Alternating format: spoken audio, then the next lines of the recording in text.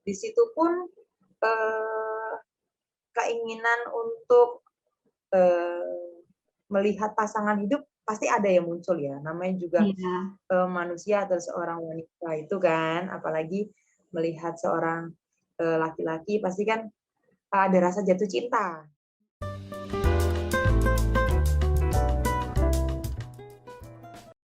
Nah, sekarang kita bakalan masuk ke pembahasan tentang panggilan nih, Sus. Setiap Oke. orang panggilannya kan beda-beda ya. Kebetulan panggilan Suster Yo ini menjadi seorang biarawati. Kalau menurut aku sendiri, panggilan jadi pelayan Tuhan itu spesial banget, kayak panggilan menjadi romo atau menjadi suster sendiri.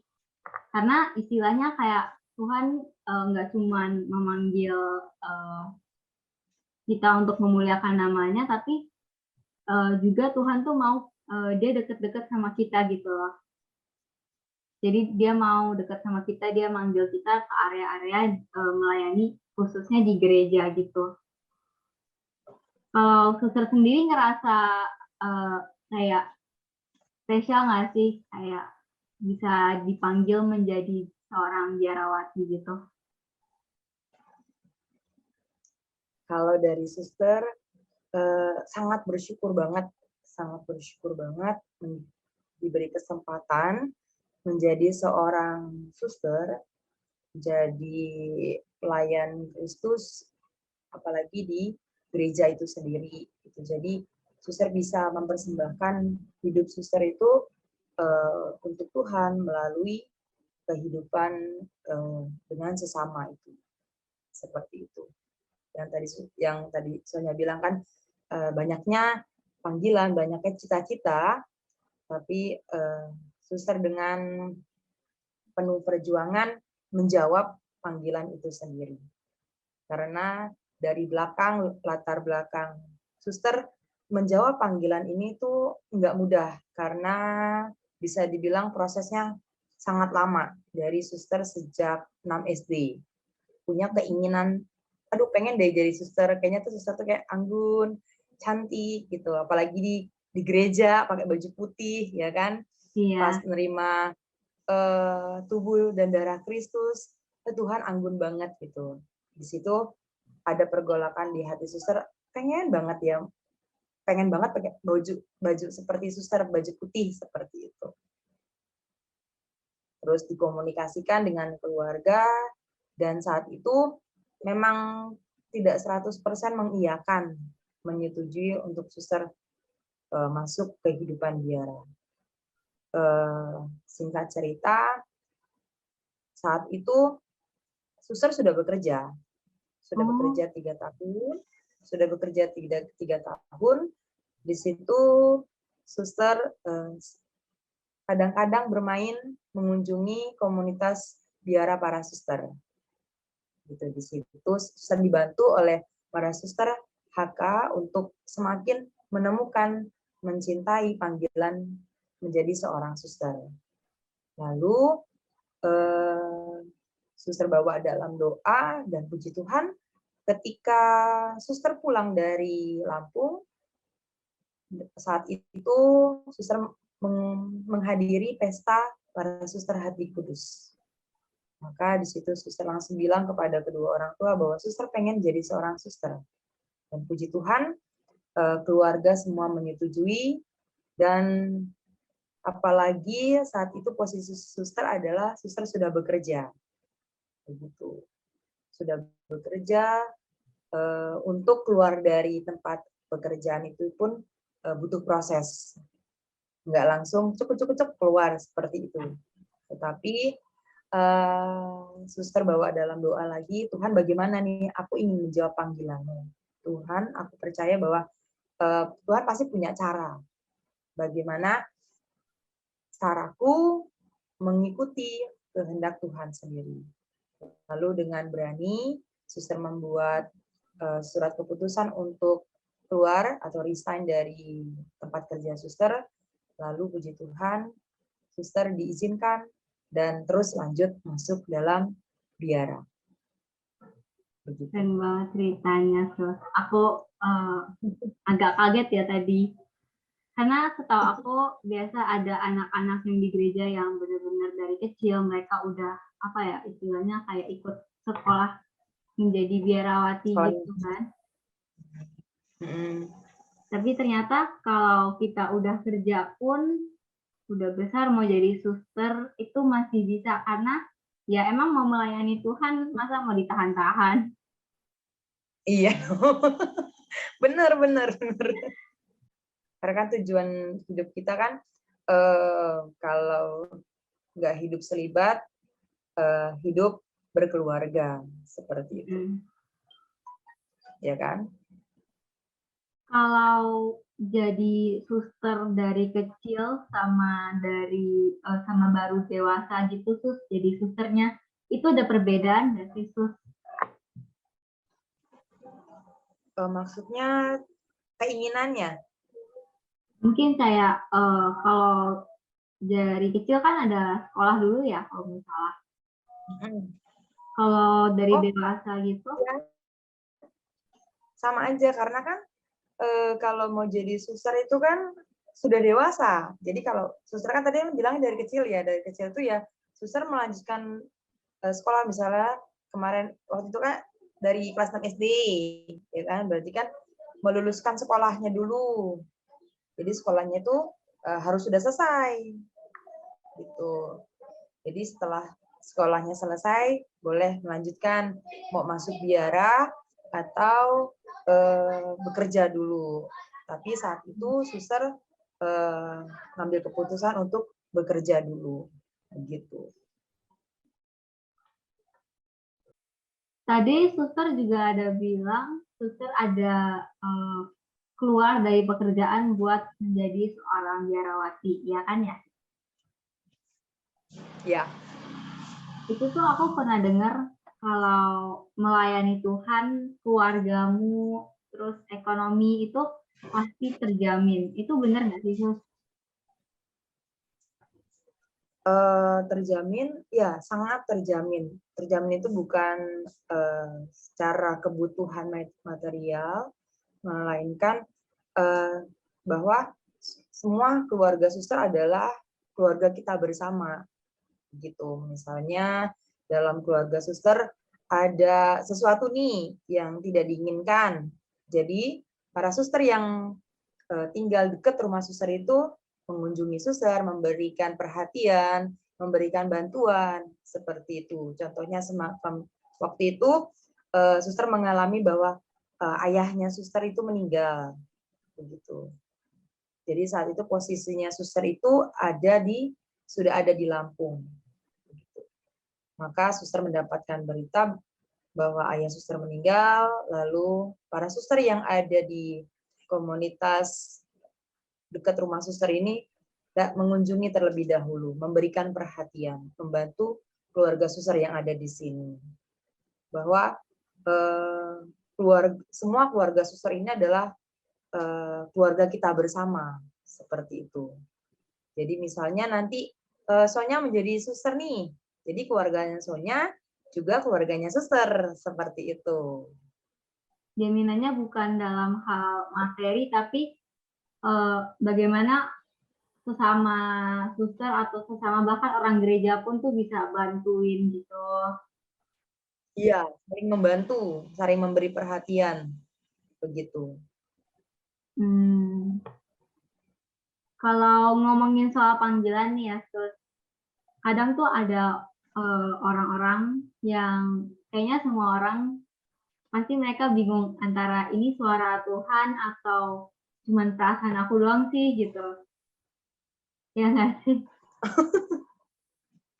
Oh gitu. Jadi kayak ini tuh keinginanku atau keinginan Tuhan ya sih gitu ya? Iya. Kadang ngerasa kayak mau ini tapi ini beneran Tuhan yang mau apa cuman perasaan doang gitu. Oh begitu. Kalau dulu suster gimana sih yakinnya emang dipanggil jadi biarawati gitu? Kalau dari cerita suster itu, suster terpanggil itu ketika suster ikut ini sih namanya, kalau kelas 6 SD itu retret ya? Iya, retret. Ada kan biasanya retret. Nah, di situ saat itu Romo yang mendampingi suster itu mengatakan mengenai cita-cita. Jadi, apa sih cita-cita kamu? Apa mau jadi seorang guru, seorang dokter? Pokoknya banyak contoh-contoh cita-cita yang diucapkan saat itu. Lalu ketika itu Romo itu lagi menyinggung tentang seorang biarawan-biarawati atau imam. Di situ kayaknya suster tertarik gitu loh. Pengen menjadi seorang suster. Terus saat itu suster pendem sendiri. Aduh, aku pengen jadi seorang suster, gimana sih kalau misalnya aku menjadi seorang suster gitu. Jadi cita-cita waktu zaman anak-anak ya. Terus saat itu suster sudah beranjak dewasa, terus apalagi di sekolah suster adalah sekolah yang di bawah naungan suster sendiri gitu. Jadi waktu dari kecil suster dipegang oleh Suster Hati Kudus sendiri, seperti itu. Maka yang suster tahu ya hanya suster dari kongregasi Suster Hati Kudus. Jadi saat itu belum kenal lah kongregasi ini, kongregasi itu, seperti itu. Dan saat itu karena rasa pengen, lalu keseharian kehidupannya bersama para suster, lalu melihat secara langsung suster tuh kayak gimana sih, lalu suster berkomunikasi dengan keluarga, dan di situ ya pro dan kontra untuk keinginan suster, karena suster harus melanjutkan sekolah lagi, ya kan, menyelesaikan sekolah. Lalu sejak SMA itu suster sudah ikut kegiatan para suster. Misalnya waktu itu contohnya suster ikut kegiatan di biara suster di Kepaduri gitu. Hanya seminggu sekali bergabung bersama mereka, misalnya ikut kegiatan bersama anak-anak, ikut kegiatan doa para suster, seperti itu. Para suster Hati Kudus yang suster kenal yang sangat sederhana, memiliki hati yang sangat terbuka untuk siapa saja, itu yang membuat suster wah, menjadi seorang suster ini ternyata terbuka untuk siapa saja gitu, tidak hanya untuk satu orang, tetapi untuk siapa aja, tidak memandang status, tidak memandang latar belakang, tetapi terbuka untuk kalangan siapa saja. Di situ ada rasa ingin, aku pengen menjadi seorang suster. Jadi ada rasa nyaman lah menjadi seorang suster saat itu. Lalu singkat cerita lagi, dengan pergolakan yang dari hati ingin menjadi seorang suster, lalu kondisi keluarga yang masih belum mencukupi dalam kebutuhan ekonomi keluarga, maka suster memutuskan untuk bekerja terlebih dahulu. Semuanya untuk masuk biara. Jadi prosesnya itu bisa dibilang dari kelas 6 SD sudah kerja, sudah mengenal namanya dunia pekerjaan, dunia keseharian yang bisa dibilang berkecimpung dengan perekonomian ya, seperti itu. Tetapi dengan rahmat Tuhan, dengan dukungan keluarga, puji Tuhan, semua boleh dilancarkan dan suster bisa memutuskan untuk masuk biara.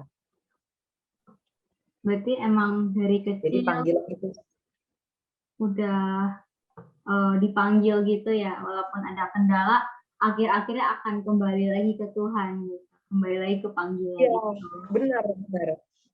Jadi kan panggilan itu kan kayak muncul tenggelam, munculnya itu ketika ketemu para suster, lalu tenggelamnya ketika menghadapi perekonomian keluarga, tenggelamnya lagi ketika melihat rasa jatuh cinta itu sendiri, seperti itu.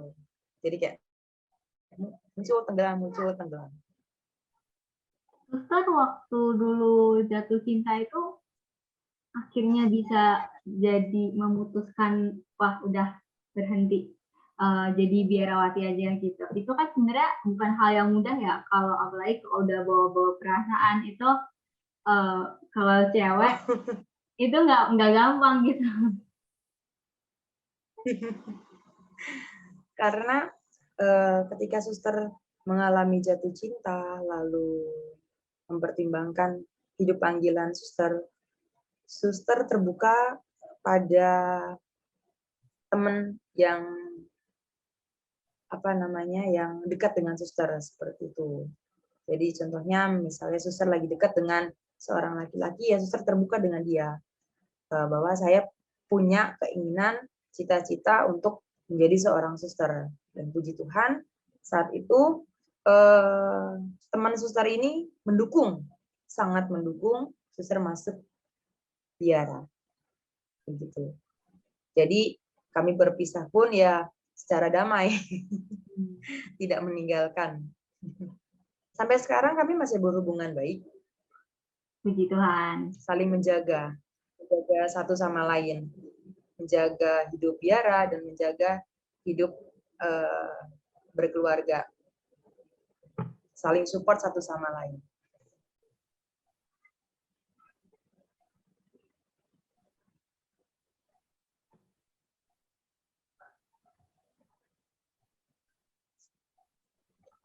Suster, aku mau nanya nih, kan apa tuh? Dulu suster dari awal emang cita-citanya jadi biarawati, jadi suster, terus akhirnya bisa kerja. Itu berarti di tengah-tengah itu ada cita-cita gitu nggak sih, terus sempat kepikiran cita-cita lain atau kayak waktu panggilannya itu tenggelam sempat kepikiran aduh pengen begini, aduh pengen begitu gitu? Kalau memiliki perasaan itu ya wajar gitu kan ya, punya cita-cita yang lain. Contohnya itu ketika suster mengalami rasa jatuh cinta itu ya ingin hidup berkeluarga seperti itu, atau ingin menjadi seorang guru, atau ingin menjadi wanita karir seperti itu. Karena tapi lambat laun karena keinginan itu yang sudah dari kecil tertanam dan terus ada di hati suster, ya itu terus yang selalu muncul. Jadi menjadi pertimbangan, aku mau yang mana nih? Mau hidup menjadi wanita karir atau hidup menjadi seorang selibat? Terlebih menjadi seorang biarawati itu sendiri. Nah, suster ada kayak tips atau kayak cara-cara buat orang-orang yang mungkin lagi dalam fase itu udah kayak ngerasain panggilannya udah ada tapi masih belum berani melepaskan keinginan mereka, kayak keinginan mereka terhadap hal-hal yang mungkin beda sama panggilan itu tuh. Oke, untuk tips orang muda ya, tipsnya itu orang muda jangan pernah takut untuk menjawab panggilan Tuhan, terlebih menjawab sebagai seorang imam atau biarawati itu sendiri, bahwa segala sesuatu yang kita tinggalkan itu nggak akan sia-sia, bahwa walaupun kita meninggalkan keluarga kita, meninggalkan sarana fasilitas yang dalam hal duniawi itu nikmat untuk kita, tetapi ada yang kenikmatan yang lebih gitu, yaitu dengan cara kita dengan berani memutuskan untuk menjadi seorang imam, biarawan, biarawati. Lalu kalau kita berani memutuskan, ya Tuhan, aku pengen menjadi seorang imam, biarawan, biarawati, percayalah bahwa Tuhan itu selalu ada untuk kamu. Tuhan itu selalu ada dalam hati kamu ketika kamu berani berdialog dengan Allah sendiri, mengungkapkan segala sesuatu, apapun itu, unek-unek kamu, atau keinginan kamu yang sangat luhur menjadi seorang imam biaran biarawati, sampaikanlah itu kepada Tuhan, biarlah Tuhan sendiri yang bekerja, bukan dengan kekuatanmu, tapi dengan kekuatan Allah sendiri. Percayalah orang muda bahwa panggilan menjadi imam biarawati itu sangat mulia. Apalagi di kondisi saat ini, mulai sedikitnya panggilan itu. Kalau kita berani melangkah, meninggalkan keraguan itu, pasti akan ada jalan. Pasti akan ada rencana-rencana yang di luar dugaan kita. Begitu. Dan suster pesan selalu bawa dalam doa, apapun itu yang kamu inginkan. Berdialoglah dengan Allah sendiri, bahwa Allah itu nggak tidur. Allah itu selalu ada di dalam hati kita masing-masing. Kalau kita memanggilnya, pasti dia akan datang. Kalau, ya Tuhan, aku siap, aku mau, dan Tuhan pasti akan menjawab. Itu saja yang suster bisa berikan kepada orang-orang muda. Semoga semakin banyak yang terpanggil, apalagi orang muda dari Paroki Santo Andreas. Ayo, ada adik-adik suster yang di bawahnya. Ini baru suster yang menjadi dari Paroki Santo Andreas. Dan suster berharap ada lagi kaum muda-mudi yang dari Paroki Andreas itu sendiri. Kita bawa kebanggaan paroki kita bawa kebanggaan keluarga kita untuk kemuliaan Allah sendiri. Itu. Setahu suster sih yang menjadi biarawan-biarawati ada dari Paroki Andreas.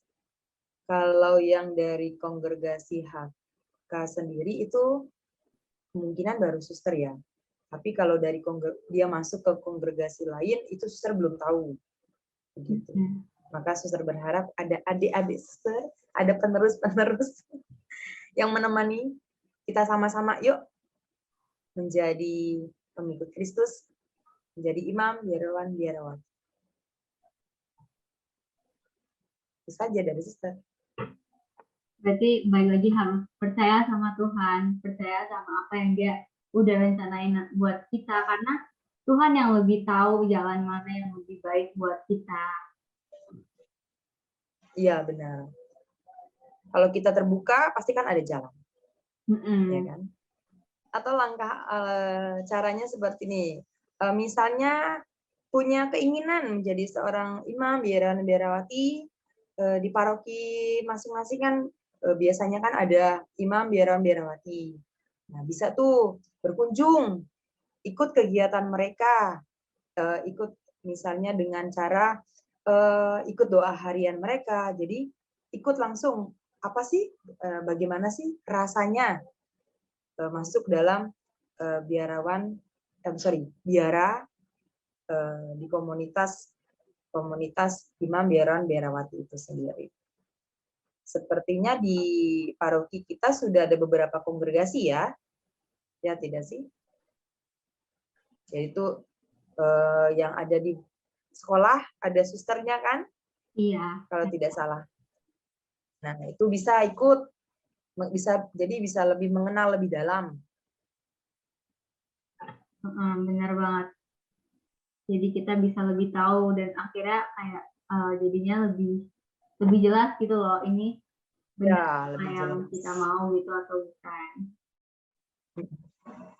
Pasti kan sangat terbuka kalau misalnya dari kaum muda ikut terlibat.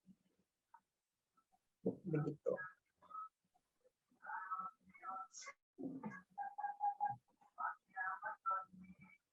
Thank you banget suster buat sharing-sharing hari ini, keren banget. Ceritanya juga mantap. Aku Sama. bukan cerita yang biasa gitu loh. Oh, belum benar-benar sih. Thank you banget, Suster, buat sharing hari ini. Banyak banget dapat insight. Thank you buat luangin waktu buat datang. Semoga semakin banyak anak-anak muda yang makin berani melaksanakan panggilan mereka, terutama menjadi suster atau romo sendiri. Thank you banget, Suster, buat hari ini. Dan thank you banget buat teman-teman yang udah nonton sampai akhir. Aku bakal tutup podcast hari ini. Thank you, God bless you, bye-bye. Yesus memberkati, salam belas kasih.